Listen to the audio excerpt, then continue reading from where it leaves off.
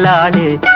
ഒന്നാവനത്തിലെ കാഴ്ച കാണാൻ എന്നെയും കൂടൊന്നു കൊണ്ടുപോകൂ. നിന്നെ ഒരിക്കൽ ഞാൻ കൊണ്ടുപോകാം. ഇന്നു വേണ്ടോ മലാള്. കാനന ഛായയിലാടുമേക്കാൻ ഞാനും വരട്ടെയോ നിന്റെ കൂടെ. പാടില്ല പാടില്ല നമ്മെ നമ്മൾ പാടെ മറന്നൊന്നും ചെയ്തുകൂടാ.